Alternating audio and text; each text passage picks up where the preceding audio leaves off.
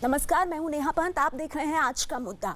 Corona negative अगर मौलाना साद हैं तो वो छिपे क्यों हैं? कहां हैं दिल्ली के निजामुद्दीन मरकज के मौलाना साद? जब मौलाना साद की तरफ से बार बार ये कहा जा रहा है कि उनकी कोरोना जांच की रिपोर्ट नेगेटिव आई है, तो फिर वो सामने क्यों नहीं आ रहे हैं? यही आज का सबसे बड़ा मुद्दा है कि मौलाना साद आखिर छिपे क्यों हैं। एक नहीं दो बार अपनी कोरोना रिपोर्ट करवा चुके हैं वो। उनके वकील कह रहे हैं कि दोनों रिपोर्ट में वो नेगेटिव है। अगर वाकई में इस तरह की स्थिति है तो मौलाना साद जांच एजेंसियों से छिपते क्यों फिर रहे हैं? तबलीगी जमात के प्रमुख मौलाना साद की कोरोना रिपोर्ट 2 बार नेगेटिव आने का दावा किया है, किसी और ने नहीं, उनके वकील ने। लेकिन दिल्ली पुलिस का यह कहना है कि रिपोर्ट मिलने के बाद ही आगे की कार्रवाई की जाएगी। अब देखिए आप पेच क्या है कि मौलाना साद के वकील का यह कहना है कि जब क्राइम ब्रांच रिपोर्ट मांगेगी तो उनको रिपोर्ट सौंप दी जाएगी। बताया जा रहा है कि पुलिस किसी सरकारी और मान्यता प्राप्त अस्पताल की रिपोर्ट ही चाहती है, जबकि अभी पहली बार निजी लैब से टेस्ट करवाने के बाद मौलाना साद ने दूसरी जांच कहां से करवाई है, इसके बारे में कोई जानकारी नहीं है। मौलाना साद की ओर से इस बारे में कोई जानकारी नहीं मिली है। तो अब सवाल ये उठ रहा है कि मौलाना साद किसी सरकारी अस्पताल से क्या अपनी रिपोर्ट लेकर आए हैं, और अगर ये रिपोर्ट उनके पास है तो फिर मौलाना साद पुलिस के पास एक अच्छे शहरी, एक अच्छे नागरिक की तरह क्यों नहीं जा रहे अपनी रिपोर्ट लेकर? इस खबर पर आज हम बड़ी चर्चा करेंगे। यही है आज का सबसे बड़ा मुद्दा कि मौलाना साद क्यों छिपे हुए हैं। हमारे साथ आज की इस बड़ी खबर पर बीजेपी के प्रवक्ता राजीव जेटली मौजूद हैं, उधर तबलीगी जमात के प्रवक्ता मुजीबुर रहमान हमारे साथ हैं, विश्व हिंदू परिषद के प्रवक्ता विजय शंकर तिवारी जी भी हमारे साथ जुड़ गए हैं, टेलीविजन स्क्रीन पर आप देख पा रहे हैं, और हिंदुस्तानी आवाम मोर्चा के दानिश रिजवान भी हमारे साथ हैं। इसके अलावा हमारे साथ दिल्ली से हमारे सहयोगी दीपक बिष्ट जुड़ गए हैं और मुंबई से विवेक गुप्ता जुड़े हैं। मुंबई से भी एक बड़ी खबर आ रही है, उसका हम रुख करेंगे, लेकिन उससे पहले दीपक, मैं आपके पास आना चाहूंगी। हर भारतीय के मन में इस वक्त ये सवाल है कि मौलाना साद जो खुद को मरकज का प्रमुख बताते हैं, बड़ी बड़ी बातों का दावा करते हैं, एक अच्छे शहरी होने के नाते चुपचाप पुलिस के पास जाकर के अपनी सफाई पेश क्यों नहीं कर रहे हैं? अपनी रिपोर्ट पुलिस को क्यों नहीं दे रहे हैं? बिल्कुल निश्चित तौर पर नेहा, क्योंकि देखिए मौलाना साद ने पिछले एक हफ्ते में लगातार 3 ऑडियो क्लिप्स जारी की थी और उस ऑडियो क्लिप में ये भी बताया था कि तबलीग जमात से जुड़े लोग सरकार को, प्रशासन को पूरा सहयोग दे, क्योंकि देश के अलग अलग इलाकों में तबलीग जमात के लोगों के द्वारा जिस तरह की हरकतें सामने आई थी उसके बाद उनका ये ऑडियो क्लिप जारी हुआ था। बावजूद इसके वो खुद सामने नहीं आए। अभी तक क्राइम ब्रांच का कहना है कि उन्हें जब बुलाया जाएगा वो आ जाएंगे, लेकिन दूसरी तरफ जो नेगेटिव रिपोर्ट की बात की जा रही है कि उनको कोरोना टेस्ट की जो रिपोर्ट है वो नेगेटिव है, ये दावा किया जा रहा है उनकी लीगल टीम के द्वारा। हालांकि क्राइम ब्रांच के पास अभी तक ये रिपोर्ट नहीं पहुंची। उनका कहना है कि जब तक सरकारी अस्पताल नहीं देगा तब तक वो उस रिपोर्ट पर विश्वास नहीं करेंगे। तो कहीं ना कहीं मौलाना साद को सामने आना जरूरी है, क्योंकि जब वो इतने अच्छे संदेश देने की यहाँ पर लोगों को कोशिश कर रहे हैं तो खुद भी सामने आना चाहिए था। जी बिल्कुल दीपक, ये अहम जानकारी आप हमें दे रहे हैं कि मौलाना साद छिप क्यों रहे हैं। देखिए सबसे बड़ा सवाल यही है, आप एक नहीं 2 बार कोरोना जांच करा चुके हैं, आपके वकील दावा कर रहे हैं कि आपकी जांच रिपोर्ट नेगेटिव आई है, सब कुछ अगर पाक साफ है तो एक अच्छे शहरी की तरह भाई आप पे इतनी केसेस चल रहे हैं, मनी लॉन्ड्रिंग का केस आपके ऊपर चल रहा है, आपको तो सबसे पहले जाकर के पुलिस के सामने सरेंडर करना चाहिए। मौलाना साद इस सब से बच क्यों रहे हैं? इस वक्त एक और बड़ी खबर आ रही है मुंबई से, जहां पुलिस ने बांद्रा इलाके से तबलीगी जमात से जुड़े 11 लोगों को गिरफ्तार किया है। गिरफ्तार किए गए तबलीग के सभी लोग इंडोनेशिया के नागरिक बताए जा रहे हैं। इन 11 लोगों में से एक कोरोना पॉजिटिव है और इन सभी को 10 दिन के क्वारंटीन के बाद गिरफ्तार किया गया है। दरअसल इन सभी लोगों को आज मुंबई की कोर्ट में भी पेश किया जाएगा। इन लोगों पर हत्या की कोशिश का आरोप लगा है, क्योंकि इन लोगों ने मरकज में जाने की अपनी बात छिपाई, जबकि इनमें से एक आदमी कोरोना पॉजिटिव था। हमारे साथ इसी खबर पर संवाददाता विवेक गुप्ता जुड़ गए हैं। विवेक, बड़ा सीधा सा सवाल है, ये बहुत बड़ी चुनौती बना हुआ है। अब देखिए इंडोनेशिया के नागरिक तबलीगी जमात में शामिल हुए, सरकार अपील करती रही कि भाई जो मरकज में गए हैं सामने आइए, आपकी ही स्वास्थ्य की वजह से हम ये कह रहे हैं, पर फिर भी ये लोग छिपे हुए रहे और अब 11 लोगों को गिरफ्तार करके आज कोर्ट में पेशी होगी इनकी। बिल्कुल सही कहना है आपने। देखिए तबलीगी जमात को लेकर पूरे हिंदुस्तान में हाहाकार मचा हुआ था और प्रशासन और हर एक राज्य की पुलिस ये सबसे गुजारिश कर रही थी कि जिन लोगों ने दिल्ली के निजामुद्दीन में मरकज में हिस्सा लिया है वो खुद सामने आए, ताकि जो कोरोना वायरस का जो जहर है वो दूसरी जगह ना फैले। उसके बावजूद भी कई लोग ऐसे थे जो बाहर नहीं आ रहे थे और जिसकी वजह से अलग अलग राज्यों की पुलिस ने छापेमारी कर सबको बाहर निकाला और सबको गिरफ्तारी की। इसी में महाराष्ट्र पुलिस और मुंबई पुलिस ने कई जगह पे छापेमारी कर इससे पहले भी लगभग पूरे महाराष्ट्र से लगभग 1500 जमातियों को गिरफ्तार किया था। और ये जो पूरा ऑपरेशन हाल ही में हुआ है वो मुंबई के जो बांदा पुलिस स्टेशन के अधिकारी हैं उन्होंने किया था। 23 तारीख को उन्हें जानकारी मिली कि एक होटल में 11 जो नागरिक हैं वो दिल्ली के तबलीगी जमात में हिस्सा लिए हुए थे और उसी होटल में वो रुके हुए हैं। और बताया जा रहा है कि उनकी जो फ्लाइट बुकिंग थी वो मुंबई से थी, लेकिन एयरलाइंस बंद होने की वजह से वो उसी होटल में अटक चुके थे। उसके बाद मुंबई टीम, डॉक्टरों की टीम वहां पे पहुंचती है और 11 लोगों को हिरासत में लेती है। हिरासत में लेने से पहले ही उन सबको क्वारंटाइन किया जाता है। और क्वारंटाइन जब रिपोर्ट आती है, सबकी मेडिकल रिपोर्ट आती है, तो काफी चौंकाने वाली बात आती है कि 11 में से एक की रिपोर्ट है वो पॉजिटिव है, यानी कि बाकी की जो 10 है अब उनकी फिर से टेस्ट कराए जाएंगे। और सबसे जो चौंकाने वाली बात नेहा इसमें एक और है कि सभी के सभी विदेशी हैं। और जब वीजा चेक किया गया था तो वीजा के अनुसार ये एक बिजनेस टूर पे आए थे, लेकिन बिजनेस टूर का उल्लंघन करने के बाद ये बाकायदा मरकज में जाते हैं, हिस्सा लेते हैं। हिस्सा लेने के बाद मुंबई के एक होटल में भी रुकते हैं, यानी कि कोई इनका बिजनेस टूर नहीं था। देखिए, सबसे बड़ा सवाल जो है वो यहाँ पे उठ रहा है कि आखिर मौलाना साद हों या फिर तबलीग के कई जमाती हों, इतनी बड़ी समस्या क्यों बन गए हैं? आखिर खुद को क्यों छिपा रहे हैं? हमारे साथ इस वक्त मौजूद हैं तबलीग के प्रवक्ता मुजीबुर रहमान। मुजीबुर रहमान, ये बताइए, बाकियों का तो छोड़िए, आप, बहुत सीधा सा सवाल है कि मौलाना साद जो कहते हैं कि मैं अल्लाह का संदेश, धर्म का संदेश लोगों को देता हूँ, उनको इतनी सी बात समझ नहीं आती कि अगर वो एक अच्छे शहरी हैं, अच्छे नागरिक हैं, तो ये छिपा छिपी का क्या खेल खेल रहे हैं? सीधे जाएं पुलिस के पास और अपने आरोपों पर सफाई दें। तो मैं आपको बता दूं, कोई छुपा छुपी का खेल नहीं खेला जा रहा है। कानून अपना काम कर रहा है। कानून का एक काम करने का तरीका होता है और मौलाना साहब उसमें पूरा कोऑपरेट कर रहे हैं। दूसरी चीज रहा सफाई देने की, तो ये कोई खेल नहीं है कि जाके थाने में सफाई दे दी जाएगी, ऐसा नहीं होता है। पुलिस अपनी तफ्तीश करेगी, जो भी उन्होंने इल्जामात लगाए हैं अब उसको साबित भी करना पड़ेगा, उसके लिए सबूत इकट्ठे करेगी, आपको ये कानून वानून की जानकारी कहाँ से है? नहीं मुजीबुर रहमान, आप तो तबलीगी जमात के प्रवक्ता है ना, आपको सब पता है, एडवोकेट भी हूं। आपको सब पता है। हाँ, तो एक बात बताइए, आप एडवोकेट हैं, फिर तो आपको समझ आता होगा कि इस देश का अच्छा शहरी क्या होता है। भगवान ना करे कोई आरोप कल को आप पे लग जाए, चलिए आप छोड़िए, मुझ पे कोई आरोप लग जाए और मुझे मालूम है कि मेरा दामन पाक साफ है, मैं क्या घर पे बैठी रहूंगी? या अगर कोई मेरा फार्म हाउस और पुलिस वहां छापा मारने आ रही है तो मैं उस फार्म हाउस पे भी नहीं मिलूंगी क्या? जाऊंगी ना पुलिस के पास, जाऊंगी ना पुलिस के पास। हजारों लोगों के ऊपर केसेस चल रहे हैं, पॉलिटिकल केसेस भी हैं, बहुत केसेस हैं, बड़े बड़े लोगों के ऊपर भी हैं। आप उनकी तफ्तीश ही चल रही है। कोई पुलिस के पास नहीं गया कि भाई आपने मेरे ऊपर इल्जाम क्यों लगाया, जाकर के कोई पूछना नहीं होता कि आपने क्यों लगाया। भाई पुलिस है, उसका काम है इल्जाम लगाना, लगाएगी, लगा के तफ्तीश करेगी, कुछ साबित कर पाएगी, कोर्ट डिसाइड करेगा, उनको देखेगा कि भाई इनके जो उन्होंने इल्जाम लगाया तफ्तीश करेगी मुजीबुर रहमान। तो मौलाना साद जो धर्म की इतनी बड़ी बड़ी बातें करते हैं वो क्या करेंगे? वो इस पूरे दौरान छिपते रहेंगे? नहीं, बिल्कुल नहीं छिपे हुए, सपोर्ट करेंगे, बिल्कुल छिपे हुए नहीं है। आपको लग रहा होगा, आपको सपोर्ट कर रहे हैं। अच्छा ये बताइए कि ईडी ने 26 सवाल क्या पूछे हैं? 26 सवाल बताइए मौलाना से, मौलाना साद से क्या 26 सवाल पूछे हैं? आपको तो पता होगा ना, आप तो एडवोकेट हैं। वो सवाल तो ईडी ने भी पब्लिक नहीं करे हैं ना। एडवोकेट लग रहे हैं मुझे। वो सवाल तो पब्लिक में ईडी ने भी नहीं डाले हैं ना।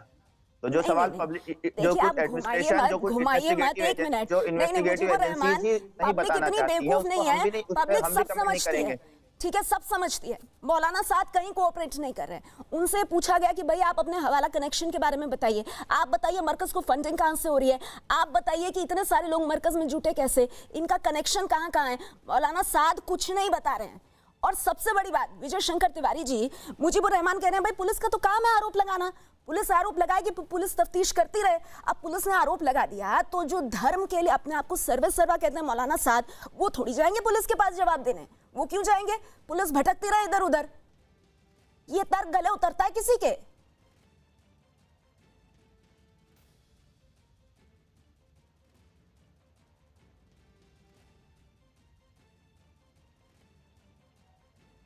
विजय शंकर तिवारी साथ दे रहे थे, ये लिखा जाएगा। और इसके पहले ये जैसे मौलाना साद छुपे हुए हैं, आपको ध्यान में जाकिर नाइक में भारत में एक आतंकवाद की फैक्ट्री चला रहे थे और जब उनसे भारत सरकार ने पूछना शुरू किया तो भारत छोड़ के भाग गए। ये मौलाना साद भी ऐसे समय में इन्होंने कोरोना वायरस फैलाने का और उसका साथ दिया है जब सारी दुनिया तंग है, सारी दुनिया परेशान है।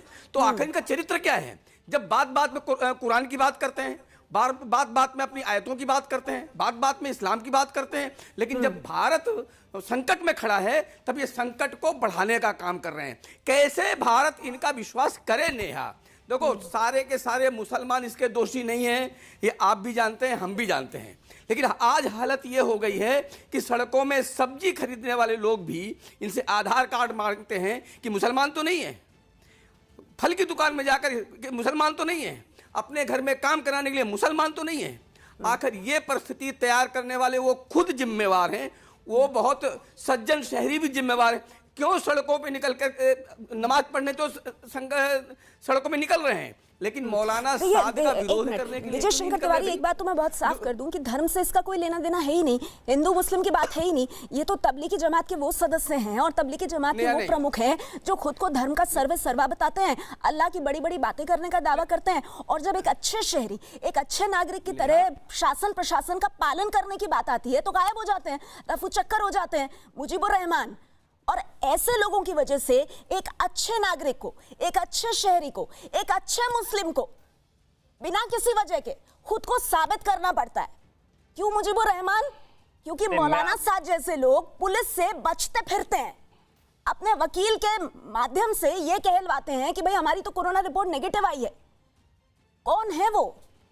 कौन है वो? मैंने आपको बताया है कि पूरा दोनों तरफ से करस्पॉन्डेंस खुली हुई है, दोनों तरफ से वार्तालाप चल रहा है, दोनों तरफ से तहकीकात चल रही है। नहीं, एक मिनट, मुजीबुर रहमान, इस तरह से कॉरेस्पॉन्डेंस कौन करता है भाई? शासन प्रशासन कोई चीज है या नहीं है? मेरे साथ बीजेपी के प्रवक्ता राजीव जेटली मौजूद है। राजीव जेटली जी, इस देश में मैं हूं, आप हैं, कोई भी है, अगर हमारे खिलाफ कोई भी आरोप होता है और हमारा दामन पाक साफ है, हमारे पास छिपाने को कुछ नहीं है, तो हम पुलिस के पास जाएंगे और हम कहेंगे भाई इसकी जल्दी से जांच करो और हमें क्लीन चिट दो। हम एक अच्छे शहरी हैं। मौलाना साद बिल्कुल इसके ठीक उलट काम कर रहा है। क्यों? नेहा, पहले ये बात समझनी होगी, ये मौलाना साद केवल एक व्यक्ति नहीं है। मौलाना साद एक ऐसे लोगों, एक ग्रुप ऑफ पीपल के जो है वो रिप्रेजेंटेटिव है, जो उनको जो भी संदेश देते हैं बाकी लोग भी उसको मानते हैं। तो आपने देखा मौलाना साद ने सबसे पहले क्या संदेश दिया? सबसे पहला संदेश ही उन्होंने ये दिया कि अगर आपको मरना है तो आइए मस्जिद में आकर मरिए, मस्जिद में मरेंगे तो आपको जन्नत नसीब होगी। अगर आप इस तरीके का संदेश देंगे तो आपके फॉलोवर क्या करेंगे? आपके फॉलोवर भी वही रास्ता अपनाएंगे। जब आप खुद छुप करके बैठेंगे तो फॉलोवर भी छुपेंगे। तो आपने खुद भी छुपे, फॉलोवर को भी छुपाया, और आपने जैसे अभी आपने थोड़ी देर पहले भी रिपोर्टिंग आपके रिपोर्टर ने बताया कि अभी भी जो तबलीगी समाज के लोग हैं वो कोरोना पॉजिटिव निकल रहे हैं। तो एक टाइप से सभी लोग कोरोना के वाहक बने फिरे हैं। वाहक बने फिरे कोई बहुत बड़ी बात नहीं। आप पुलिस के पास आइए, डॉक्टर के पास आइए, अपना इलाज करवाइए, लेकिन आप कोरोना लेकर के अलग अलग घरों में छुपे। कहीं पे कोई प्रोफेसर आपको छुपाए, कहीं कोई मस्जिद का मौलवी आपको छुपाए। अरे भाई, अगर आप इस तरीके से छुपेंगे तो आप एक क्लियर संदेश दे रहे हैं कि कम से कम आप भारत सरकार के साथ, भारत की पैरामेडिकल, मेडिकल और भारत की पुलिस के साथ बिल्कुल भी कोऑपरेट नहीं कर रहे हैं। अगर आप जो सबसे बड़ा संदेश का वाहक है, अगर वही छुप करके बैठ जाएगा तो आप क्या उम्मीद करते हैं उन लोगों से जो आपको फॉलो करते हैं? और आप ये देखिए आपने कितनी गैर कानूनी गतिविधियां करी। ट्रैवल वीजा पे लोग आए, वो भी कोरोना पॉजिटिव, और उनको आपने छुपा के रखा।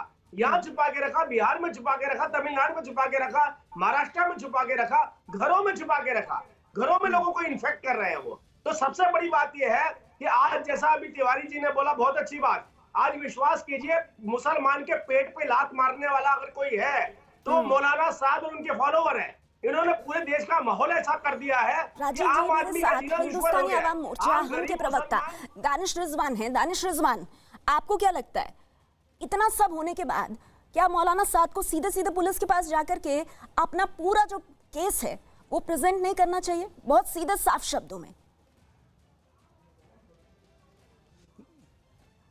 देखिए, दो तीन चीज़ें नेहा जी बहुत साफ हैं और मैं बड़ी साफगोई से कह रहा हूं कि मौलाना साद के ऊपर में अगर आरोप लग रहे हैं तो मौलाना साद को सामने आकर के पुलिस महकमे से अगर उनको नोटिस मिली है तो वो जाकर के अपनी बात को उनको रखना चाहिए। लेकिन जिस तरीके से भारतीय जनता पार्टी के भी प्रवक्ता बोल रहे हैं कि कुछ लोग छुपे हुए हैं, मुझे समझ में नहीं आता है कि न्यूज़ 18 के महाराष्ट्र के मुंबई के जो रिपोर्टर हैं वो साफ शब्दों में कह रहे हैं कि इंडोनेशिया के नागरिकों को, या मुंबई से उनकी फ्लाइट थी इंडोनेशिया जाने के लिए, फ्लाइट कैंसिल हो गई, जिस होटल में ठहरे थे उसी होटल में रह गए और उसके बाद उनको पुलिस ने वहां से निकाला है। मतलब साफ है कि वो छुपे हुए नहीं थे, होटल में ठहरे हुए थे। ये छुपा हुआ शब्द भारतीय जनता पार्टी के नेता बार-बार क्यों इस चीज को यूज करते हैं? रिपोर्टर अपने रिपोर्ट में बता रहे हैं। भाई साहब, अरे भाई साहब सुनिए ना, आप बोल रहे थे तो मैं बोल रहा था क्या? अरे आप बोल रहे थे तो मैं बोल रहा था क्या? आप बोल रहे थे तो मैं बोल रहा था क्या? शांति से सुन लीजिए, शांति से सुनिए, शांति से सुनिए, शांति से सुनना सीखिए। नरेंद्र मोदी मत बनिए, सुनना सीखिए। पहले तहजीब सीखिए, बात करने का सलीका सीखिए, बात करने का सलीका सीखिए। पहले बात करने का सलीका सीखिए, बात करने का सलीका सीखिए। एक मिनट दानिश जी, एक मिनट, आप अपनी बात रखिए। नहीं, आपकी टर्न है, आप अपनी बात रखिए। लेकिन जो राजीव जी ने बात उठाई, दानिश भाई, जो राजीव जी ने बात उठाई उसका जवाब भी दे दीजिए।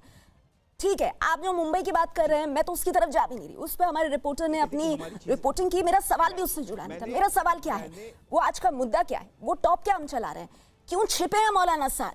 भाई मौलाना साद कोई ऐसे ही इंसान नहीं है, कोई ऐसे ही शख्स नहीं है। वो अपने आप को एक मजहब का धर्म गुरु बोलते हैं और वो ना अपने फार्म हाउस पर हैं, अपने वकील से कहलवाते हैं मेरी दोनों रिपोर्ट कोरोना नेगेटिव आई हैं। अरे सर, एफआईआर की कॉपी में देखिए क्या लिखा है।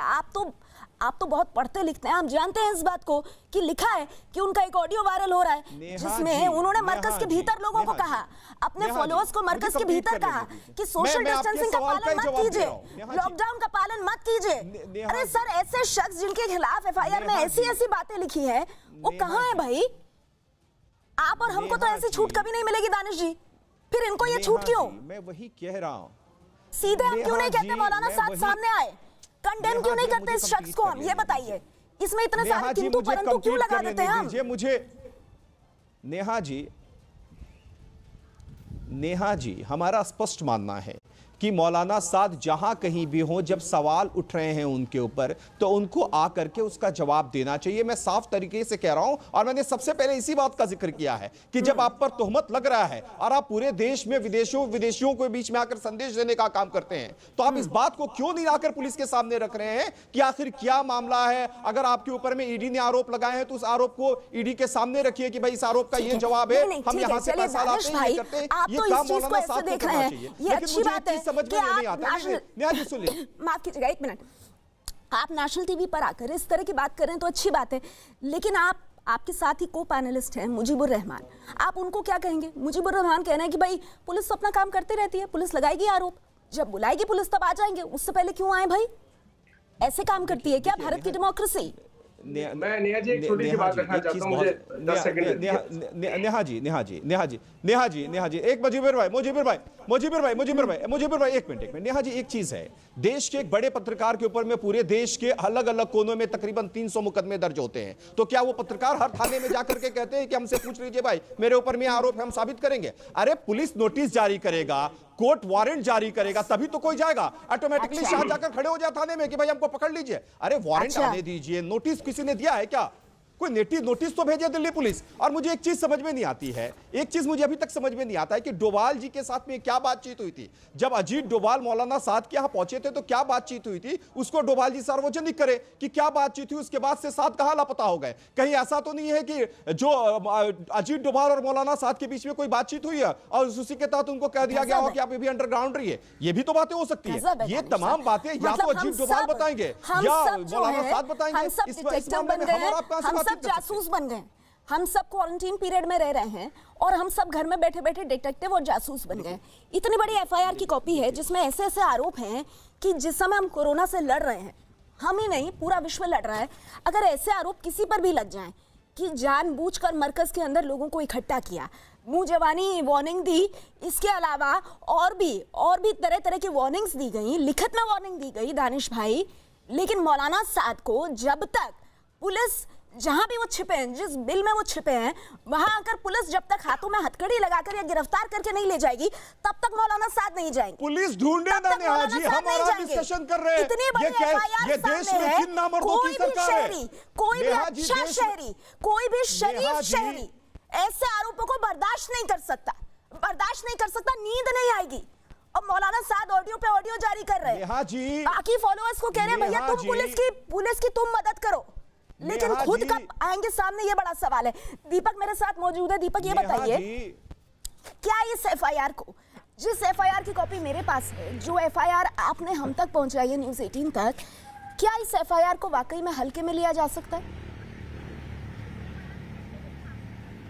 बिल्कुल नहीं नेहा, क्योंकि देखिए कहीं ना कहीं गिरफ्तारी का डर मौलाना साद पर इस वक्त है, क्योंकि क्राइम ब्रांच जिस तरह से उनके खिलाफ ये सेक्शन लगा चुकी है, उसके बाद दूसरा जो ईडी की तरफ से कार्रवाई हुई है, उसके बाद मौलाना साद पूरी तरह से घिर चुके हैं। कहीं ना कहीं उन्हें जवाबदेही है और इतने बड़े स्तर पर जो फंडिंग हुई है उसको लेकर ईडी ने जांच करी है और लगभग 9 लोगों से जो करीबी है मौलाना साद के, उससे पूछताछ हो चुकी है। तो कहीं ना कहीं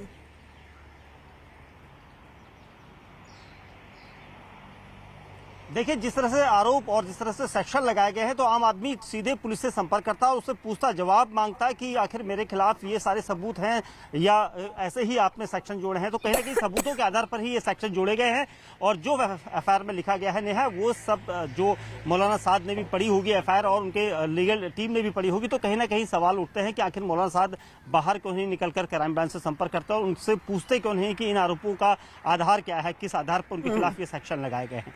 तो कहीं ना कहीं जो गलती हुई है उसका यहाँ पर एफआईआर में पूरे तरह से एफआईआर बनाई गई है। जी मुजीबुर रहमान, सुन रहे हैं आप? अब बड़ा सीधा सवाल, एक आम आदमी अगर ये सब कुछ करता, अगर एक आम आदमी से ये अपेक्षा की जा रही है, तो मौलाना साद को इतना स्पेशल ट्रीटमेंट क्यों? वो अलग है।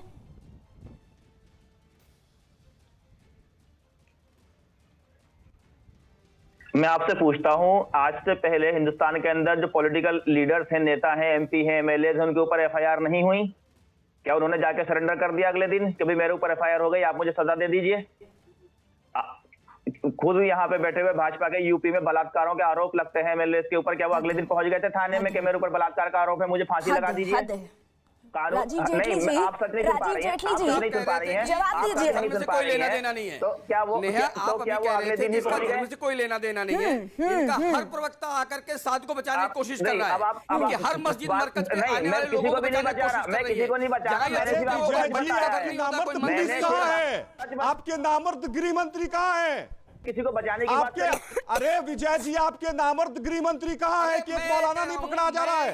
एक मौलाना पकड़ नहीं पाते, आप दाऊद इब्राहिम बोलाने की बात करते हैं। कहाँ गई मार मर्दान की आपकी? कहाँ गया इसका सीना? कहाँ है देश को दानिश भाई, मुझे आपसे बिल्कुल उम्मीद नहीं थी। आप बहुत गलत भाषा का इस्तेमाल कर रहे हैं। थोड़ा सा संयम रखिए सर, थोड़ा सा संयम रखिए। इस तरह की बातचीत नहीं चलेगी इस डिबेट पर। विजय शंकर तिवारी, नहीं है, आप भी कम नहीं है जनाब, आप भी कम नहीं है। देखो नेहा सुनिए, नेहा अभी आप कह रहे थे, आपको कहना भी चाहिए कि इसका धर्म से लेना देना नहीं है। धर्म से लेना देना कैसे नहीं है? ये जहां पर छुपते हैं, कोई मंदिर होता है क्या, कोई गिरजा होता है क्या? ये मस्जिदों में बात कर रहे हैं आप? क्या बात कर रहे हैं? आपके धर्म से लेना देना है? अरे मैं मुसलमान मैं कह रहा हूं, साथ को पकड़ लीजिए, मैं पकड़ूंगा, पुलिस मेरे हाथ में, आर्मी मेरे हाथ में। लेना देना है आपके अयोध्या के महंत ने कहा सीधे लेना देना है। क्या बात कर रहे हैं विजय शंकर जी? धर्म से बाहर निकलिए, धर्म से बाहर एक मिनट नहीं, दानिश जी एक मिनट, एक करके बोलिए, एक मिनट। मुजीबुर रहमान, आप तबलीगी जमात के प्रवक्ता है ना, आप पॉलिटिशियंस के बारे में बात कर रहे हैं, आप अयोध्या के बारे में बात कर रहे हैं, आपका जो ब्रीफ है आप उस तक स्टिक रहिए ना, स्टिक टू दैट ब्रीफ। नहीं, आपका ब्रीफ क्या है? आप तबलीगी जमात के प्रवक्ता है ना, मौलाना साद को सपोर्ट कर रहे हैं ना, तो वहीं तक रखिए खुद को। आप हर तरफ क्यों भाग रहे हैं? साजिश कर रहा था, उनका काम करने दीजिए। वो मंदिर है क्या, कौन सी साजिश कर रही थी?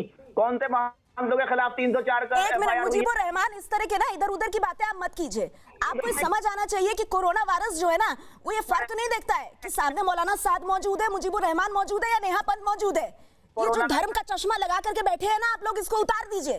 इसीलिए मैंने कहा आप उतारिए, पहले धर्म का चश्मा आप उतारिए। आप उतारिए सर, चश्मा पहले आप उतारिए। मौलाना साद को जिस तरह से आकर के आप डिफेंड कर रहे हैं, कुछ तो शर्म कीजिए, कुछ तो शर्म कीजिए। कैटेगरी को आप जो है, जो शख्स विजय शंकर तिवारी जी, जो शख्स अपने ऑडियो में अपने फॉलोअर्स को ये तक कह देता है कि सोशल डिस्टेंसिंग का पालन मत करो, लॉकडाउन का उल्लंघन करो, मस्जिदों में और ज्यादा भीड़ लगनी चाहिए, अरे उस शख्स के बारे में आप क्या कह सकते हैं? मंदिरों में भी यही हुआ, ये बताइए। इनको चुप कराइए जरा। नेहा मैंने ये कहा नेहा, ये मैंने बताइए कहा कि नेहा, मैंने कहा हाँ। तबलीगी जमात, हाँ। तबलीगी जमात हाँ। जैसा संगठन केवल भारत में काम नहीं कर रहा है, ये विदेशों में भी काम कर रहा है। ये जब 100 साल पहले जब इसकी स्थापना हुई थी तो उसका उद्देश्य यही था कि मुसलमानों को और कट्टर बनाना। ठीक है। और कट्टर बनाने का मतलब आप समझते हैं? और कट्टर बनाने का मतलब यही है जो मौलाना साद ने यहां पर मरकज में किया है, यही किया है। मौलाना साद ने वही किया है जो इनको सिखाया गया है, जिस काम के लिए इन्होंने अपनी नींव रखी थी। दुर्भाग्य ये है कि देश के वो अच्छे मुसलमान जिनके लिए हम सब लोग कहते हैं, वो भी इनके साथ खड़े हैं, वो भी इनके साथ खड़े हैं, उनका सहयोग कर रहे हैं, उनको छुपाते हैं, उनको खिलाते हैं। ये दुर्भाग्य की बात है।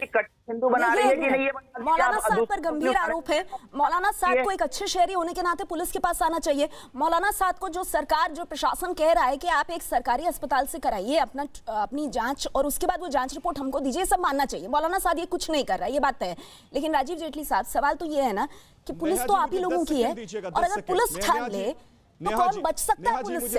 देख रहे हैं आज आप मुजीबुर रहमान क्या कह रहे हैं? मुजीबुर रहमान कह रहे हैं पुलिस पकड़े उनको। भाई पुलिस पकड़े, ऐसा लग रहा है जैसे मुजीबुर रहमान यहाँ बैठ करके ओपन चैलेंज दे रहे हैं कि मौलाना साहब तो हाथ खुद आएगा नहीं, पुलिस को उन्हें पकड़ना पड़ेगा। तो सवाल उठेगा कि भाई पुलिस क्या कर रही है? पुलिस पकड़े मौलाना साहब को। नेहा, सबसे पहले पूरी दुनिया के अंदर वहां की सरकारों ने और पुलिस ने गाइडलाइन जारी करी, चाहे वो मुस्लिम कंट्री हो, चाहे वो यूरोपियन कंट्री हो, चाहे वो इंग्लिश कंट्री हो, सबने गाइडलाइन जारी करी और पूरे देश के सभी नागरिकों ने उसका सम्मान किया। आप ये देखिए, हमारे देश के अंदर इससे बड़ी विपदा शायद पहले कभी नहीं आई होगी, आज जिस घड़ी से हम गुजर रहे हैं। इस वक्त पे जब पुलिस ने गाइडलाइन जारी करी, सरकार ने गाइडलाइन जारी करी, तो इस देश के बच्चे बच्चे ने देखा किन लोगों ने साथ दिया और कौन लोग उसकी खिलाफत में खड़े हो गए। बहुत देश के अंदर बहुत सारी मस्जिद मदरसों के अंदर पुलिस के ऊपर, पैरामेडिकल स्टाफ के ऊपर पत्थर मारे गए। और ऐसे ऐसे प्रवक्ता टीवी पे बैठेंगे तो उनको बल मिलेगा जो उनको डिफेंड करते हुए नजर आ रहे हैं। तो एक संदेश बिल्कुल साफ जा रहा है, वो ये संदेश जा रहा है कि कुछ लोग इस देश के अंदर ऐसे हैं जो इस देश में विपदा की घड़ी में भी देश के साथ नहीं रहने वाले। नहीं राजीव जी, मेरा सवाल कुछ और है। राजीव जी, मेरा सवाल बहुत साफ था। अरे पुलिस क्यों नहीं पहुंच पा रही है मौलाना साहब तक? पहले भी मैं यही बात कह रहा था, बीजेपी के कार्यकर्ताओं ने भी मारे हैं, तो आप जिंदगी भर के लिए अपने ऊपर तो डाउट होता है आपके ऊपर। आप भी उतने बड़े गुनाहगार हैं जितने पत्थर मारने वाले। जब आप जो है पत्थर मारने वाले बीजेपी के कार्यकर्ता भी हैं, किया जा रहा है इनके द्वारा, इसका खामियाजा किसको भुगतना पड़ रहा है? मैं बार बार बोल रहा हूँ। विजय शंकर तिवारी जी ने 2 बार इस बात को कोट किया कि एक गरीब व्यक्ति जो रिक्शे पर सब्जी बेचता है उसका आधार कार्ड मांगा जाता है, और उसके आधार कार्ड मांगने का गुनहगार आधार कार्ड मांगने वाले नहीं है, वो ये लोग हैं जो बैठ के टीवी पे बोल रहे हैं, जो डिफेंड कर रहे हैं उनको। हमारा एक ही उद्देश्य था, ईडी की जांच होगी बाद में होगी, पुलिस की जांच होगी बाद में होगी। इंसानियत के नाते, नागरिकता के नाते, भारतवासी के नाते आपको बाहर निकलना चाहिए था। लेकिन वो लोग जो मस्जिदों की छत पे खड़े होकर, चाहे मुरादाबाद में, चाहे बरेली में, चाहे बिहार में, पुलिस की जिप्सी को उठा के आपने देखा किस तरीके से तालाब के अंदर फेंक दिया। ये कौन लोग हैं? राजीव जी, बड़ा सीधा सवाल है मेरा। राजीव जी, बड़ा सीधा सवाल है मेरा।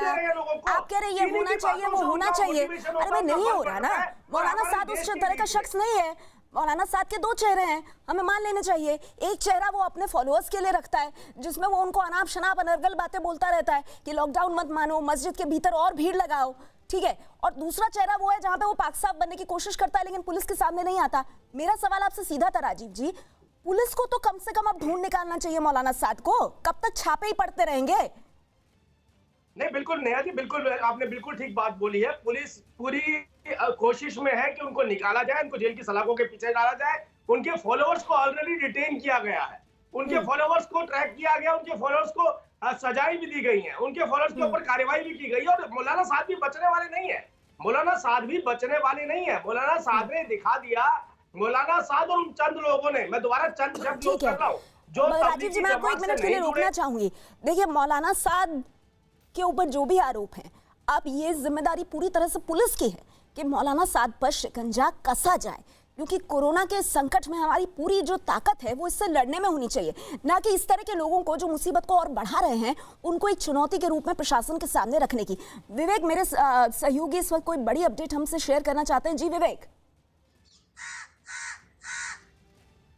नेहा देखिए, आपको बताना चाहेंगे और जो पैनल पे लोग बैठे हुए हैं, दानिश जी हैं या फिर तबलीगी जमात के स्पोक पर्सन है, उनको हम बताना चाहेंगे कि मुंबई पुलिस की इन्वेस्टिगेशन में ये जो खुलासे हो रहे हैं, ये पता चला कि जो 11 लोग गिरफ्तार हुए हैं जो इंडोनेशिया की तबलीगी जमात में दिल्ली में गए थे, मरकज में शामिल हुए थे, वो मुंबई के अलग अलग हिस्सों में भी गए हैं। सोचिए, मुंबई पुलिस ने खुलासा किया कि मुंबई के धारावी इलाके में मस्जिद में वो वहां पर लोगों के साथ गए। अब सवाल ये सवाल हो रहा है, नेहा आप दानिश जी से पूछ सकती हैं, जो तबलीगी जमात के स्पोक पर्सन जो हमारे पैनल पर बैठे हुए हैं, अगर उनको क्वारंटाइन करने की जो क्वारंटाइन को रूल को तोड़ा क्यों गया, लॉकडाउन को तोड़ा क्यों गया? नहीं विवेक, ये लाख टके का सवाल है।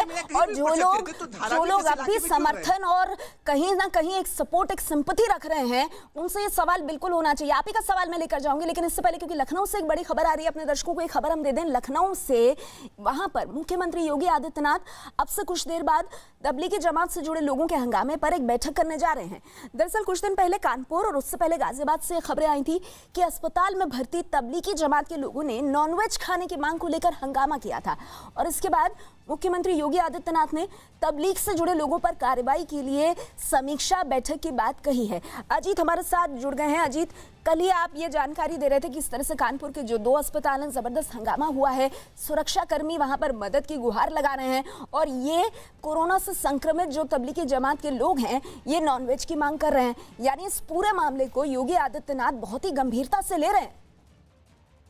देखिए, बिल्कुल नेहा, सीएम ने साफ कर दिया है कि जो लोग इस तरह अस्पतालों में अवस्था कर रहे हैं, खाने को लात मार रहे हैं, जबकि वो कोरोना पॉजिटिव केसेज हैं, और लगातार उनकी तरफ से भत्ता सामने आ रही है। सीएम आपसे थोड़ी देर बाद यानी 10:30 बजे एक बैठक उन्होंने बुलाई जिस पे चर्चा, तो सीएम ने साफ कर दिया कि ये लोग जो अस्पताल में है अवस्था कर रहे हैं, इनके ठीक होने के बाद इन्हें सीधे जेल भेजा जाएगा। इनके खिलाफ आपदा अधिनियम के तहत मुकदमे भी कायम किए जा रहे हैं, रास्ता भी लगाया जाएगा। सीएम किसी तरह की छूट तबलीगी जमात के लोगों को देंगे भी नहीं है।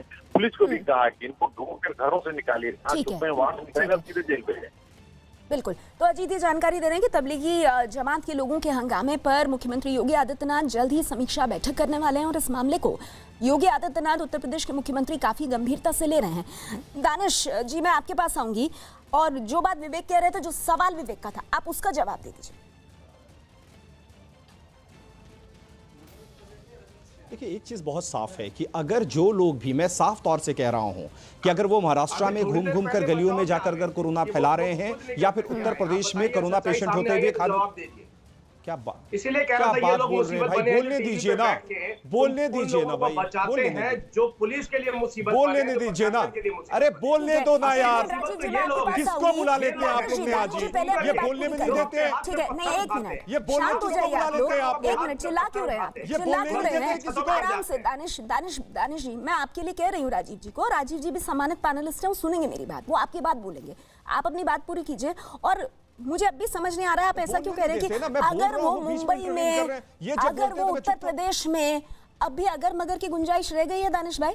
ये तो बड़ा साफ है ना, पुलिस बहुत साफ कह रही है कि भाई क्वारंटीन करने को कहा था, लेकिन मुंबई के अलग अलग हिस्सों में घूमते रहे। क्यों घूमते रहे भाई आप? मुझे जवाब दे लेने दीजिए। नेहा जी, मुझे जवाब दे लेने दीजिए। देखिए, 2-3 चीजें बहुत साफ है। अगर जो लोग भी ऐसा कर रहे हैं, उनके ऊपर मैं स्पष्ट तरीके से मैं कह रहा हूं कि पूरे देश में नहीं, पूरी दुनिया में अगर इस तरीके का काम जो कर रहे हैं, उनके ऊपर मैं तुरंत इस तरह के केस लगाकर उनको जेल भेजने का काम करिए। मैं साफ तौर पर कह रहा हूं कि ऐसे लोग जो कोरोना को फैला रहे हैं, वैसे लोगों पर तुरंत कार्रवाई होनी चाहिए। अगर 10-15 लोगों पर कार्रवाई होगी तो ऑटोमेटिकली ये रास्ते पर आ जाएंगे। मैं साफ तौर पर कह रहा हूं। और देखिए, विदेशी जमात के लोग सबसे पहले भारतीय जनता पार्टी शासित बिहार में पकड़े गए थे, दीघा के एक मस्जिद में पकड़े गए थे, 17-18 लोग पकड़े गए थे। लेकिन बिहार में भारतीय जनता पार्टी की पुलिस ने क्या किया कि इस मस्जिद से ले जाकर के दूसरी मस्जिद में ट्रांसफर कर दिया और उनको खुला छोड़ दिया। अब आप मुझे बताइए कि क्या वैसे दोषी पदाधिकारियों पे भी कार्रवाई? राजीव जेटली जी, आप लोगों की सरकार थी, वहां पर खुला छोड़ दिया आपने, हर चीज पर राजनीति। मैं मौलाना साहब की बात कर रही हूं। कितनी चीजें जोड़ेंगे हम? पकड़े जाते हैं तो सवाल नहीं, कितनी चीजें जोड़ेंगे राजीव जेटली? क्यों हम ये सीधे सीधे नहीं कह सकते कि मौलाना साहब जो कर रहा है वो गलत कर रहा है, और पुलिस को उसको पकड़ करके हम पकड़ेंगे? नेहा जी, हमारी सरकार है, पुलिस हमारा है। ठीक है, ठीक है राजीव जी, जल्दी से। एक बात तो बिल्कुल किसकी है? एक बात तो बिल्कुल स्पष्ट हो गई कि सबसे पहले जहां से पकड़ा गया वो भारतीय जनता पार्टी की सरकार थी। ट्रैवल वीजा पे आज से नहीं आ रहे होंगे, शायद बहुत लंबे वक्त से आ रहे होंगे, और ये बात सबको पता होगी, सब सरकारों को भी पता होगी। ट्रैवल वीजा पे आने के बाद किस तरीके से इस देश की गलियों में भैया, घूमना, पकड़कर इस देश जेल की क्यों नहीं मस्जिदों में भेज दिया जाना, आपने? वहां के लोगों को किस तरीके से बरगलाना, आपने दूसरे ये बरगलाना मस्जिद में तो क्यों चलता शिफ्ट था, कर दिया? क्योंकि यहाँ पर एक समर्थन मिलता था राजनीतिक आप तौर पे, दूसरे मस्जिदों में राजनीतिक शिफ्ट कर तौर पे देते। धर्म के प्रचार का क्यों खुली छूट दे रखी है लेकिन आज जब आपने? मुसीबत की घड़ी आई है तो ये मुजीबुर भारतीय रहमान, जनता अरे पार्टी खुली की छूट सरकार क्यों है, दे रखी है आपने? जिसके अंदर मुजीबुर एक वो रहमान, वीजा लेकर आते हैं, मुजीबुर पुलिस रहमान, आप उनको धर्म एक का छोटी सी प्रचार बात, देते हैं। अभी भी मौका है आपके पास, अपील कर दीजिए न्यूज़ 18 इंडिया के मंच से कि मौलाना साद जहां भी हो पुलिस के सामने आ जाओ। अपील करेंगे मुजीबुर रहमान। किसके सामने आ जाए? न्यूज़ 18 के सामने? पुलिस के सामने आ जाए। ये देश पुलिस के सामने है वो। ये मैंने देश आपको पुलिस और बताया, सरकारें मैंने चलाती है। आपको- मुजीबुर मैंने रहमान, आपको- किसी नहीं, गलत मैंने फहमी आपको- में ना रहे तो अच्छा रहेगा। आप तो अपील नहीं करेंगे, लेकिन न्यूज़ 18 इंडिया लगातार ये अपील कर रहा है कि मौलाना साद जो एक के बाद एक ऑडियो टेप्स जारी कर रहा है, संदेश जारी कर रहा है, बहुत साफ है कि मौलाना साद को जल्दी पुलिस पकड़ेगी और फिर उसके बाद एफआईआर के बेसिस पे जो भी कार्रवाई होगी वो काफी कठोर होगी। इसीलिए एक अच्छे शहरी होने के नाते मौलाना साद को खुद ही पुलिस के सामने आ जाना चाहिए और ये लुका छिपी का खेल बिल्कुल नहीं खेलना चाहिए। और इसीलिए हमारा आज का ये मुद्दा इतना अहम हो जाता है कि अगर आपकी कोरोना रिपोर्ट पॉजिटिव आई है तो पुलिस से क्यों छुप रहे हो साद? क्या है छुपाने के लिए तुम्हारे पास? बहुत बहुत शुक्रिया आप सभी मेहमानों का हमारे साथ जुड़ने के लिए। एक बहुत छोटे से ब्रेक के बाद न्यूज़ 18 इंडिया पर लौट रहे हैं।